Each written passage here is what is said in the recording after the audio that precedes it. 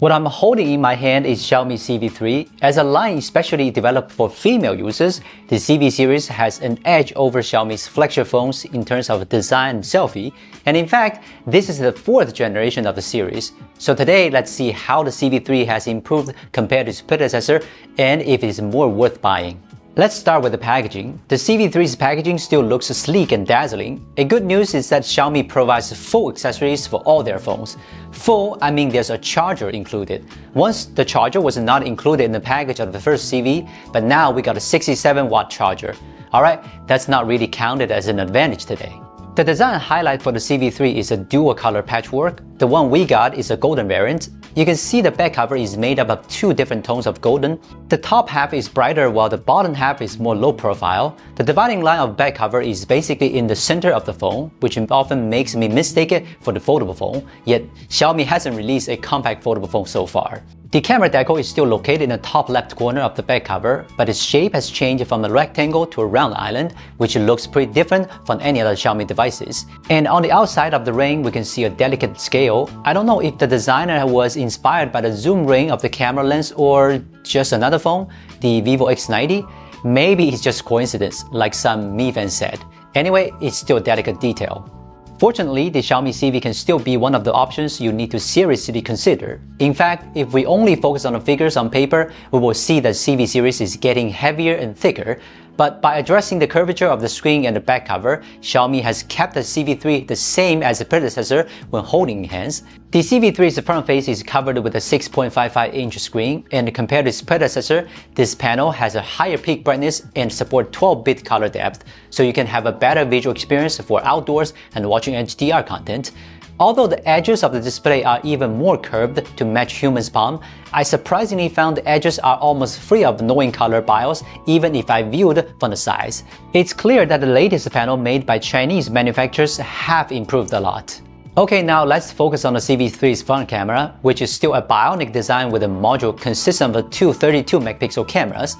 The left one comes with a larger aperture and autofocus support, while the right one offers a wider viewing angle, so you can switch to it when you want to take a group shot. When switching to the front camera, you will find a new button in the top right corner of the preview window that you can click to switch between Civi Film and Civi Lilt, which is pretty fresh for selfie shooting. Personally, I prefer the film style since it has more delightful contrast, while the shadows and brightness look more natural. When we click on the magic wand icon on the bottom right corner, there will be a lot of options for portraits to expand. If you're patient enough, you can try a lot of custom combinations to get a perfect selfie.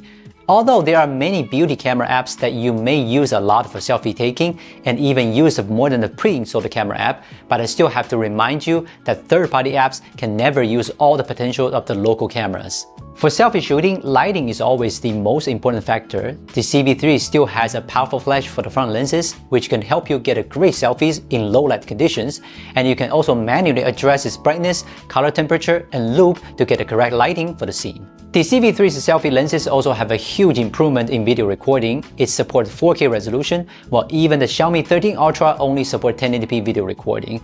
Although the selling point of Civi 3 is still selfie, the rear cameras is also challenging some flagship phones with Sony's IMX800 as a wide-angle lens, and the OIS support also makes it more capable in low-light shooting. Here are some samples for your reference. This may be the first time I'm really considering a non-flagship phone as my daily use camera phone.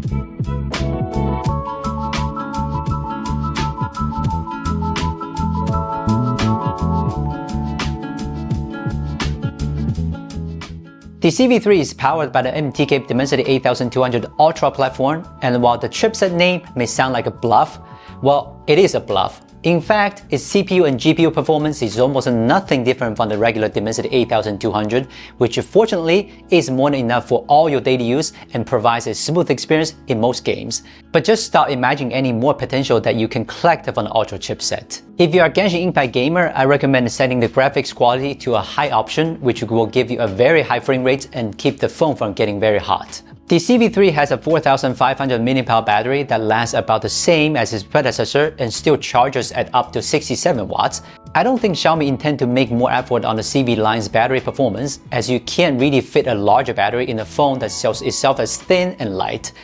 Well, this is the Xiaomi Civi 3, a series that Xiaomi has prepared as a gift for female users. always focusing on design and camera, which has earned it a good reputation among female users and is becoming a line that can rival Apple's Reno series and Vivo's S series.